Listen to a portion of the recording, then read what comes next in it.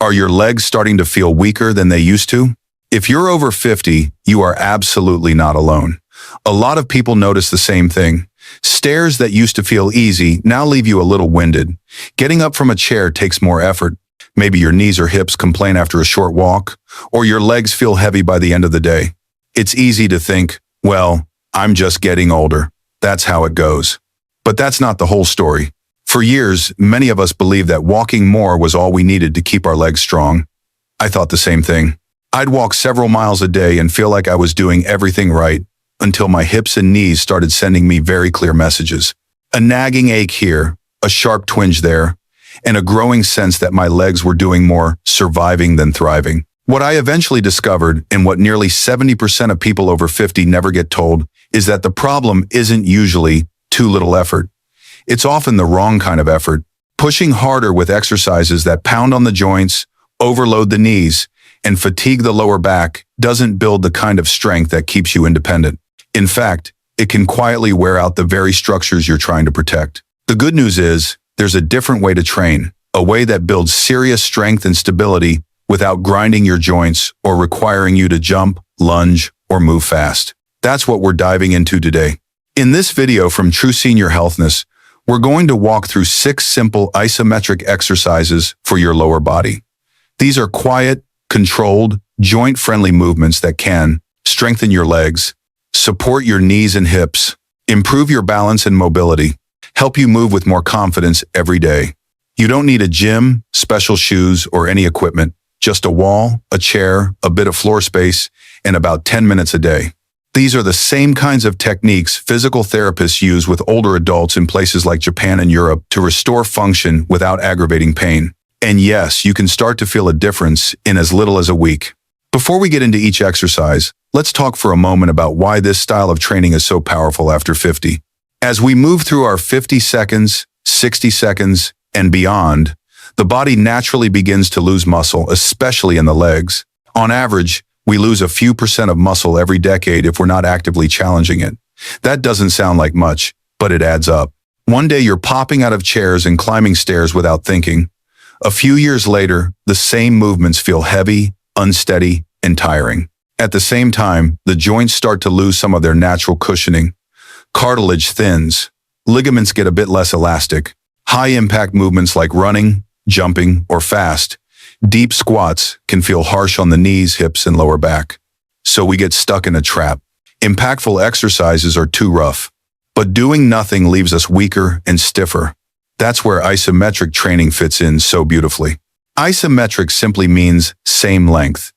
Instead of moving a lot, you hold a position that asks the muscles to work without bending and straightening the joint over and over. Think of it as pressing the pause button at the safest, strongest part of a movement and letting your muscles do their job while your joints stay calm. This kind of training builds strength and endurance, improves stability around your joints, trains your nervous system to recruit more muscle, and does all of that with very little wear and tear.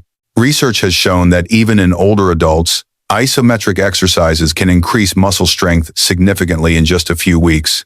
When done consistently, you're essentially teaching your body, we still need these muscles, keep them alive, keep them strong. The 6 exercises we're about to do focus on the muscles that matter most for walking, getting out of chairs, climbing stairs, and preventing falls. Your quadriceps in the front of your thighs, your hamstrings in the back, your glutes in your hips and buttocks, and your calves in your lower legs.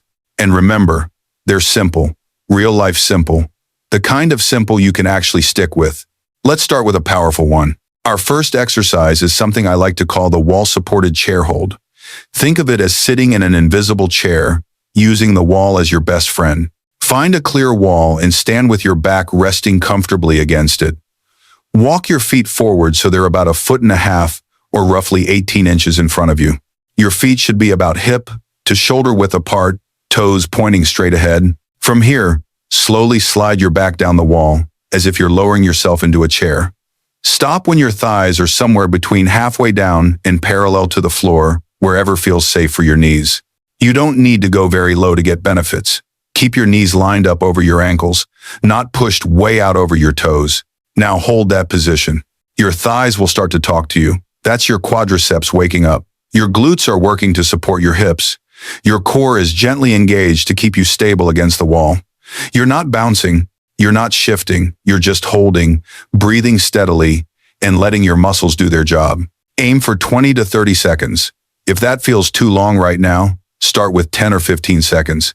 When the time is up, slide back up the wall, shake out your legs, rest for about 30 seconds, and then repeat. 3 rounds is a great target. When I first did this, my legs were shaking like a leaf by the 15-second mark. But within about a week, something surprising happened. Getting up from the couch suddenly felt easier. I didn't need to push with my hands. By the second week, stairs felt less intimidating. That's what happens when you strengthen the muscles that support your knees and hips, instead of just hoping they'll keep up. If you have arthritis or sensitive knees, only go as low as feels comfortable. A smaller bend still builds strength. Over time, as your muscles get stronger and your confidence grows, you can gradually deepen the position. Remember, your body responds to signals, not punishment. This is a safe, clear signal that says, let's build strength here. The next movement targets a group of muscles that don't get nearly enough credit, your calves. Your calves are your hidden balance team.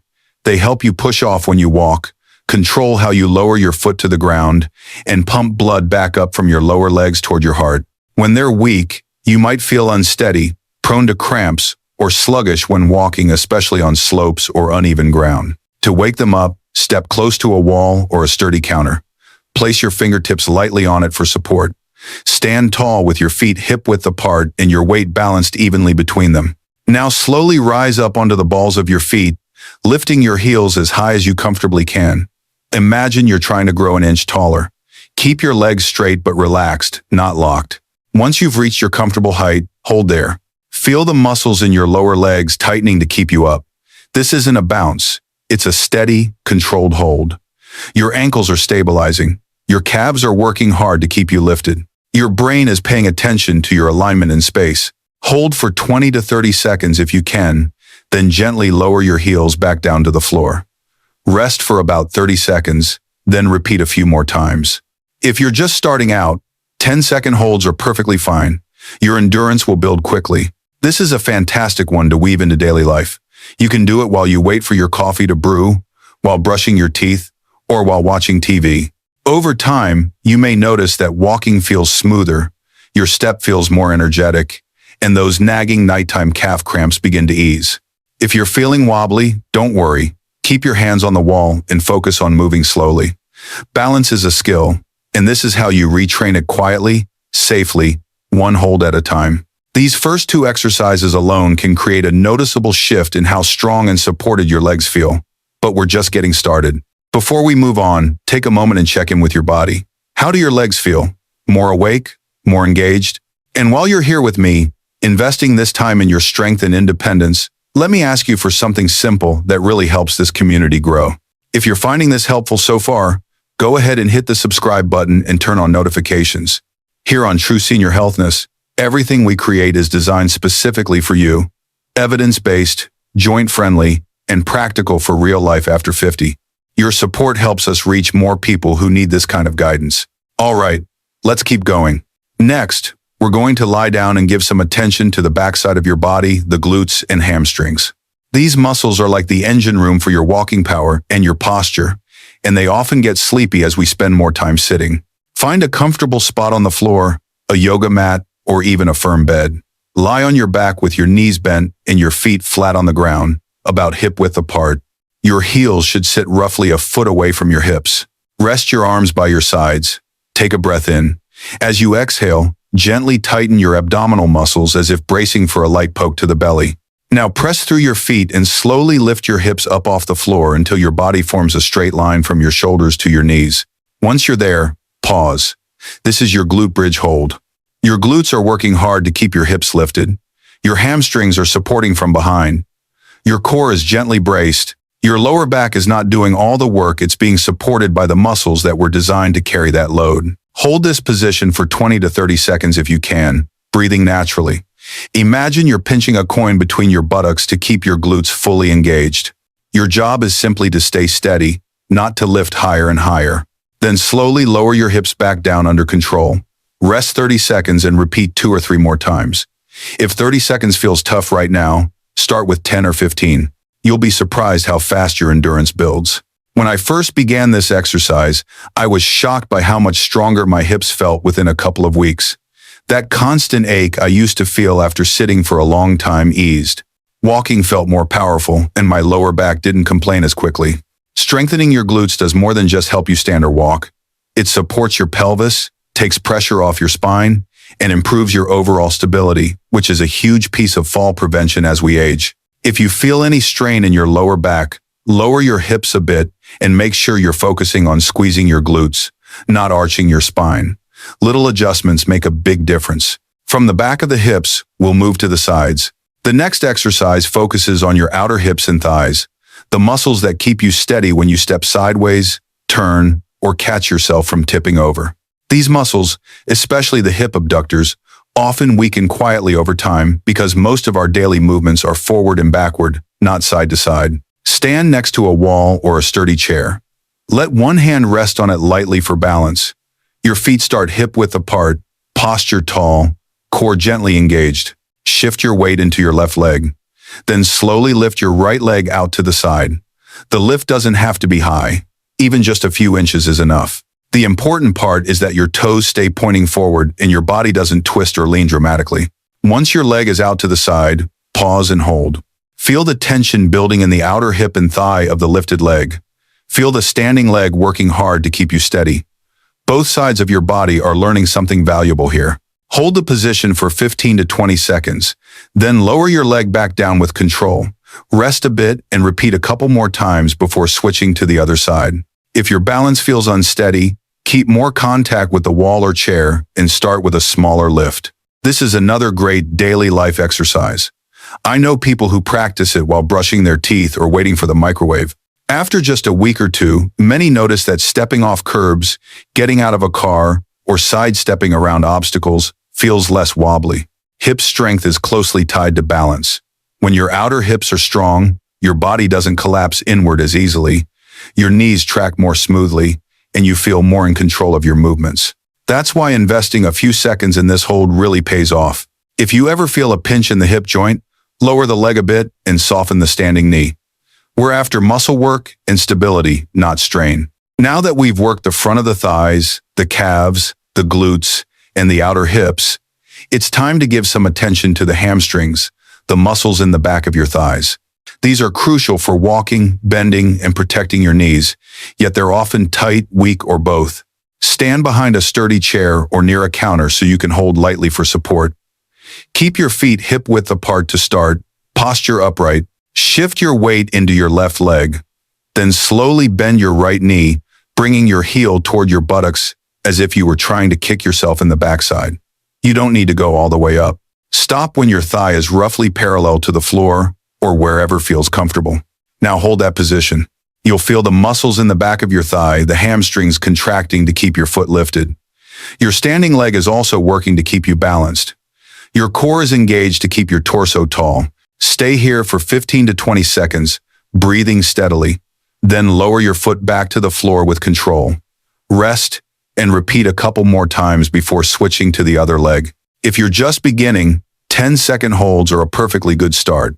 A simple mental cue that helps. Imagine you're gently squeezing a small ball behind your knee. That helps fully activate the hamstrings and keeps the movement controlled rather than jerky.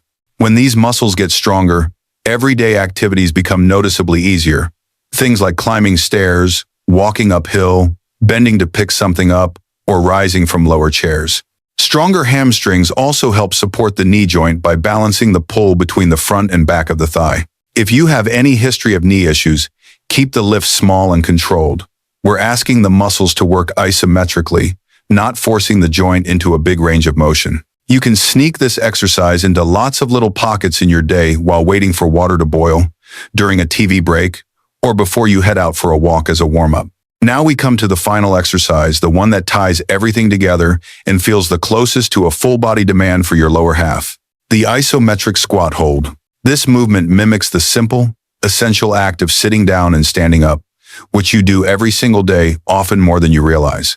The ability to control that motion is one of the strongest predictors of independence as we age.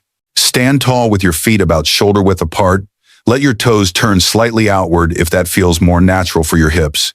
Imagine there's a chair behind you. Begin to shift your hips back as if you're going to sit. Your knees bend, but your weight stays mostly in your heels. Your chest stays lifted, and your back stays long, not rounded, not arched. Lower yourself only as far as feels comfortable, then pause. For some people, that might be just a small bend in the knees. For others, it might be where the thighs are nearly parallel to the ground. Wherever your safe range is today, that's where you hold. Feel your thighs working to support you. Feel your glutes engaged to keep your hips back and aligned. Feel your core working gently to keep your torso steady. Hold for 20 to 30 seconds, breathing steadily. Then press through your heels and slowly return to standing. Rest and repeat a couple of times. When I first started using this version of a squat, I realized I didn't need to hammer my knees with endless reps. Holding in a safe, controlled position built strength in a way my joints actually tolerated and even appreciated. Within a few weeks, getting up from low chairs, car seats, and couches felt less like a chore and more like something my body knew how to do with confidence again. If you feel unsteady, keep a hand on a counter or the back of a chair and don't go as low. Imagine that you are testing the chair behind you, not fully sitting onto it. One important tip, keep your knees tracking in line with your toes. Try not to let them collapse inward. This protects your joints and ensures the right muscles are doing the work. Let's take a step back and look at what you've just done. In one simple routine, you've strengthened the front of your thighs and supported your knees with the wall chair hold, woken up your calves and improved circulation and push-off power with the standing calf hold, engaged your glutes and hamstrings to support your hips and lower back in the glute bridge hold, built side-to-side stability in your outer hips with the side leg hold, targeted your hamstrings and knee stability with the hamstring curl hold, and trained your whole lower body to work together in a functional position with the isometric squat hold. That's a powerful collection of work for your muscles, your joints, your balance, and your confidence. To turn this from just a video into a real change in your life, the key is consistency, not perfection. You don't have to do everything perfectly. You don't have to hold for 30 seconds on day one. You don't even have to get through 3 full rounds right away. You can start with 1 set of each exercise. That alone might be enough for today. Over time, you can build to 2 or 3 rounds with about a minute of rest between each full circuit. Many people like to do this routine in the morning while coffee brews or in the evening while watching the news. The best routine is the one you're most likely to repeat. If you feel some mild soreness as you're getting started, that's normal. It means your muscles are waking up and being challenged again. But there's one rule I always want you to follow. Don't push through sharp or alarming pain. Your body's signals are there to guide you, not to be ignored. Beyond the exercises themselves, there are 2 simple things you can do to boost your results. First, give your muscles the building blocks they need. After 50, your body needs more protein than it did in your 30 seconds just to maintain the same amount of muscle. Try to include a source of protein like eggs, Greek yogurt, chicken, fish, tofu, or beans with each meal. Think of it as feeding your muscles so they can respond to the work you're doing. Second, stay hydrated.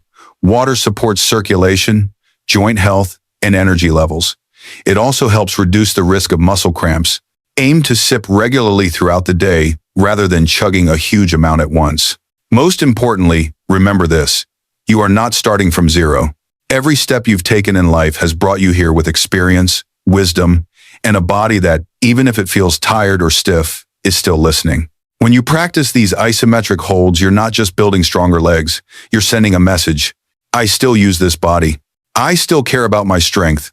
I still intend to move forward with confidence. Your next walk up the stairs, your next afternoon in the garden, your next game on the floor with a grandchild, those moments are why this matters. If this routine helped you, give the video a thumbs up so more people can find it. Share it with a friend or family member who wants to stay active and independent. And in the comments, tell me which exercise surprised you the most or made your legs feel the most awake. Don't forget to subscribe to True Senior Healthness for more simple, science-backed ways to stay strong, steady, and vibrant after 50. Thank you for moving with me today. Your legs and your future self are going to be glad you did.